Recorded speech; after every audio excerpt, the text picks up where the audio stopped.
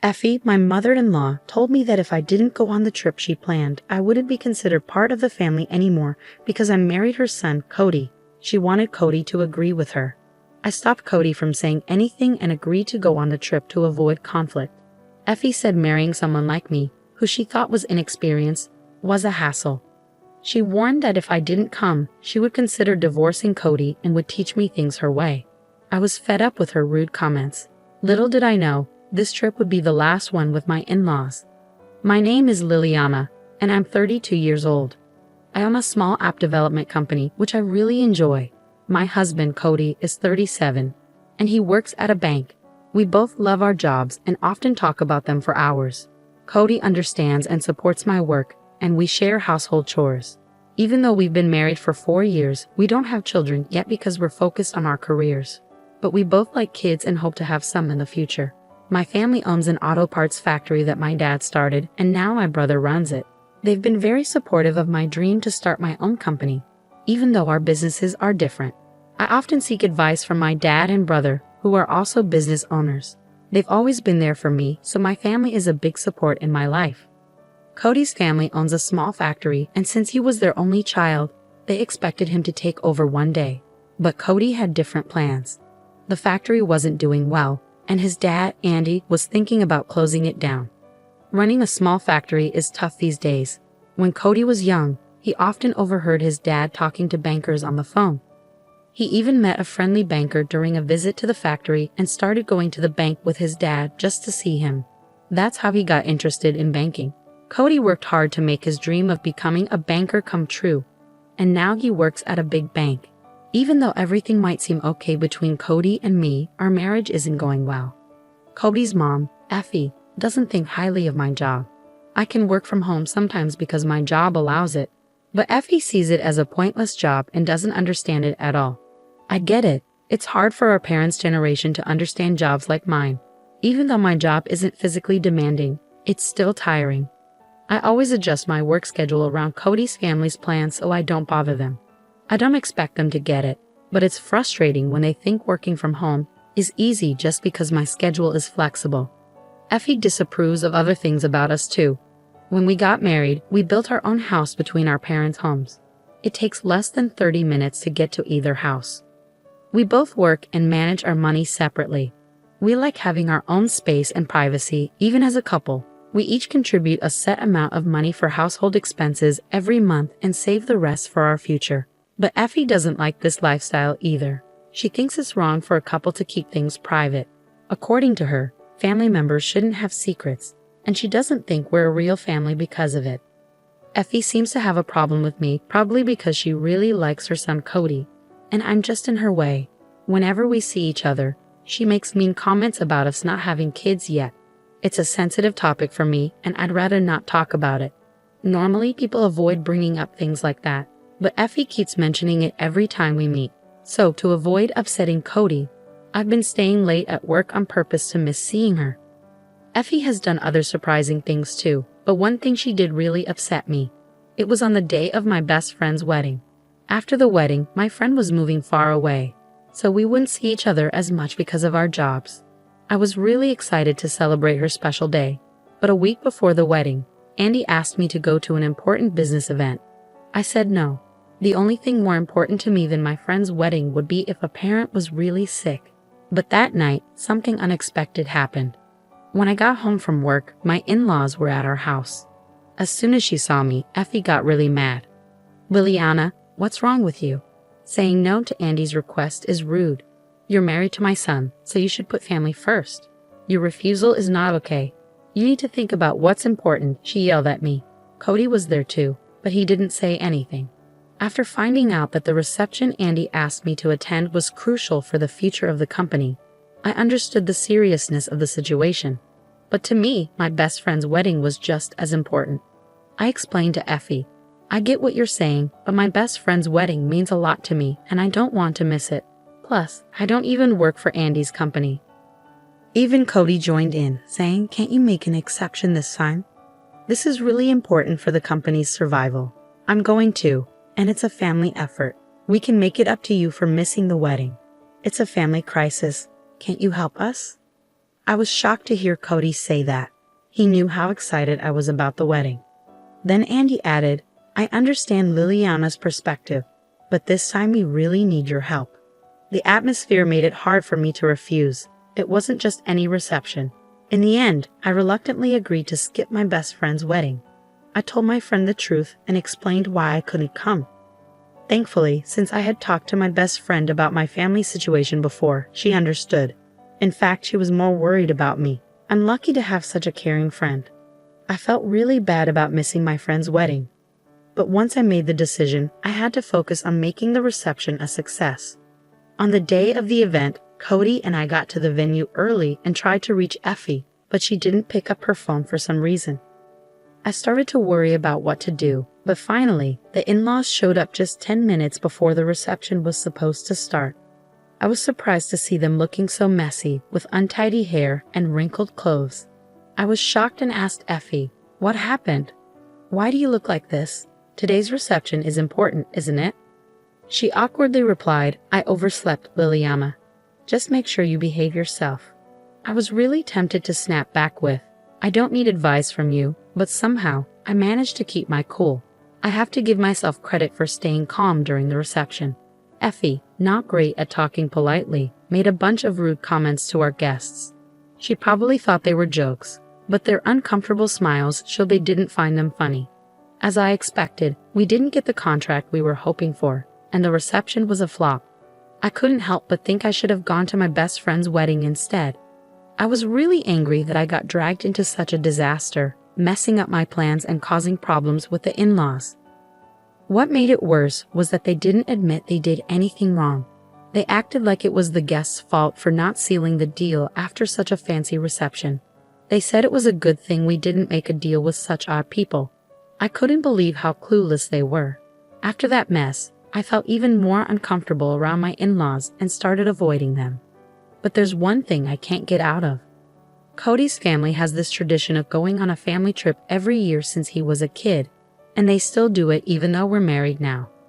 Since we got married, I've been expected to join these trips, but I always end up doing all the boring stuff, driving, booking hotels, researching places to visit.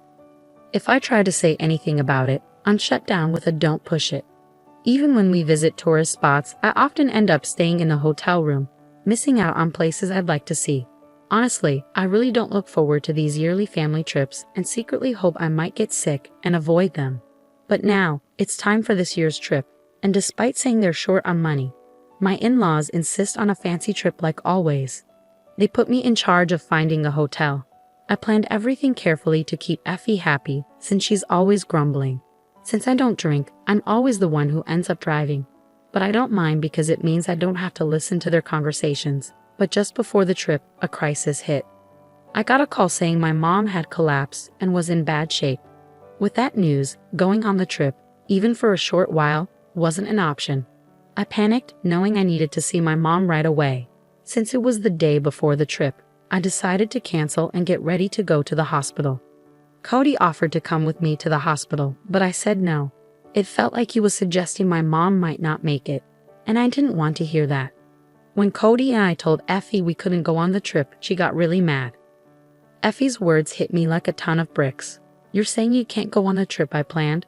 If you don't come, you're no longer family. As my son's wife, it's common sense to prioritize the family trip, right? Right, Cody, she said, expecting Cody to agree. Cody seemed like he wanted to say something, but Effie cut him off, making it clear she didn't want to hear any objections. I was so shocked that I couldn't even respond. Being with my mom in her critical condition was the only thing on my mind. Just as I was trying to figure out what to say, my brother called. He told me that mom's condition was serious but somewhat stable. I wanted to rush to her side, but he explained that due to a contagious disease outbreak, visiting wasn't possible right now. He said we could arrange a short visit later as she gets better. So there was no urgent need for me to go. Hearing this news left me feeling torn about what to do. Seeing my hesitation, my brother asked what was going on. I explained everything about the trip and my dilemma. My brother, a little annoyed, suggested something helpful that I hadn't thought of in the midst of my distress. The trip was going to a place near my parents' house, which my brother assured me would be easy to reach from a hotel if necessary. He was right. Whether I stayed at home or in the hotel, I could quickly get to my family if needed. Taking my brother's advice, I reluctantly told Effie, "Okay, I'll come on the trip." Effie responded, "Well, if you'd said that earlier, I wouldn't have gotten so upset. Marrying someone so inexperienced is tough. Just remember, if you don't come, it's divorce. I might have to teach you a few things." Cody seemed surprised, but we agreed to go, with the condition that I could leave for the hospital if necessary. Effie commented, "It'd be a problem if our driver disappeared suddenly, wouldn't it? Good, you're part of the family now, so our needs come first. Remember your role as my son's wife. This trip is a big deal. It should be your priority." Her smug attitude and obvious excitement annoyed me, but I decided to put up with it to avoid more trouble. On the day of the trip, I was so worried about my mom that I couldn't stop checking my phone. Meanwhile, Effie was already drinking beer in the morning. As I drove, the back seat of my car turned into a party scene, with Cody surprising me by joining in the drinking. Even though it was unexpected, I reminded myself that everyone had rearranged their schedules for this trip. I thought it would be nice if everyone could enjoy themselves since we all made an effort to be here. During the trip, Effie's demands were constant, urgently needing bathroom stops or wanting to stop for more alcohol. I felt like I was being treated as a servant, but I decided to endure it. Then my phone rang. It was my brother, thankfully informing me that Mom had survived. Her condition had stabilized and she had regained consciousness. The diagnosis was a subarachnoid hemorrhage. However, I couldn't fully relax yet. There were worries about potential aftereffects. It was comforting to have my brother keeping me updated as I was feeling anxious. When I shared the news of Mom's recovery with my in-laws, Effie dismissed it, saying, "If she's better, there's no need to bother us with such news. You're making a big deal out of nothing." Andy agreed, saying, "Exactly. Let's not spoil our trip with such grim news. We're here to have fun." I was disgusted that Andy shared Effie's view and didn't want to think of these people as my family. During the trip, they made a lot of noise in the hotel, drinking and partying, which was embarrassing. This incident deepened my distrust of my in-laws. Thankfully, Mom's condition remained stable, and there was no need to rush to the hospital, allowing us to finish the trip and return home. I felt relieved. While I was doing laundry at home, Effie showed up unexpectedly. She asked to use our dryer because they didn't have one. I was annoyed and told her, "There's a laundromat with dryers. I have my own laundry to do, and I'm using it right now, so it's not possible." But she insisted, saying, "You're always so stingy. Once you're done, it's fine. I'll come pick it up tomorrow. Have it ready by then," and tried to leave her laundry in our washroom. Cody stepped in, saying, "Liliana is tired and has work tomorrow. It's not possible for her to help with the laundry. Let's go to a laundromat." Effie got angry, feeling like her son was taking my side. She left in a hurry, leaving the laundry behind and hurling insults as she slammed the door. Looking back, maybe if things had been different that day, the outcome might have changed. Later, Effie returned and said something unexpected. She told me, "During the trip, I noticed something, Liliana. You seem unaware of being married to Cody. We might face similar situations in the future. Since we couldn't talk about it, I've decided that Liliana should make a decision." Then she placed a family contract and divorce papers on the table. I was speechless. What on earth was a family contract? It seemed ridiculous and confirmed my belief that she couldn't have a normal conversation. But Cody surprised me with his response. He said, "I have something to say. If you keep forcing your opinions on us, I'll cut ties. I can't deal with this anymore. What do you think, Liliana? You're not a servant or housekeeper. You're not the one who's mistaken about your position." Effie was stunned. Up until now, Cody rarely spoke up against her. It wasn't because he agreed with her, but because he wanted to avoid conflict. After Cody spoke, Effie's anger turned towards me. "You've changed Cody since you married him. He used to be so sweet. It's crazy for him to talk to me like that." "You must have brainwashed him. Turn him back into the old Cody," she accused, confronting me. She believed I had manipulated Cody into defying her. Then, Cody defended me even more. "You're the one doing the brainwashing here. You always fly off the handle without listening to anyone's opinions. Honestly, you're a toxic parent. You never let me live my own life after I got married. Instead of calming down, you're attacking Liliana. Enough is enough. I'm not going to divorce, and if you have a problem, "You should stay out of our lives," he firmly stated. Effie turned to Andy, who was there, and burst into tears. Andy responded, "If that's what Cody thinks, then so be it. We'll cut ties. Do as you wish," and left in a huff. I was surprised but relieved that Cody stood up for us like that. Feeling frustrated, I confided in my brother about everything. He became furious and said he couldn't stay silent if they were behaving this way. He decided to take action, which ultimately led to a tragedy in the in-laws' family. It turned out that my brother's company was a client of my in-laws' company. We had kept our family's company name a secret to avoid creating a power imbalance. The in-laws had no idea they were dealing with my family's company, but with things as they were, we couldn't continue like this. Although I had been patient and avoided mixing business and personal matters, it had reached its limit. My brother had been having issues with them not meeting deadlines. "You can't cherish those who don't cherish you." I discussed it with Cody before talking to the in-laws, and he agreed. Cody also said he had had enough. My brother decided to end the contract with my in-laws' company purely as a business decision.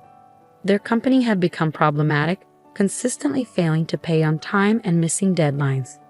Despite these issues, we had tolerated it because of the family connection, but now there was no reason to continue. When my in-laws learned about this, they came to us in tears, constantly apologizing. They begged my brother to reconsider the contract, but it was out of the question.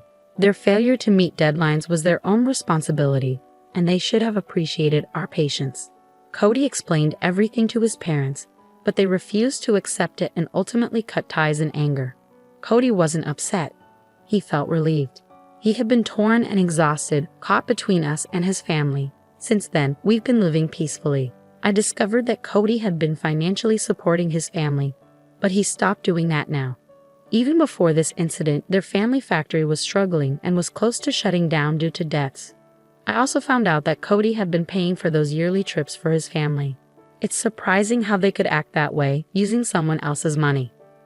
Now, Cody's parents are living more modestly, and Effie has started working recently. It's quite unexpected to see her, who used to consider herself a president's wife, now working. One day, I witnessed Effie being reprimanded while doing a cleaning job. Although I initially felt it might be karma, I couldn't help but feel sorry for her. Perhaps through this experience, she'll learn about the realities of life and hopefully change for the better. As for us, work is going smoothly. We haven't had children yet, but we're content with our jobs and life feels fulfilling. We're planning a trip abroad for our next vacation. For now, we're enjoying life without the added responsibility of children.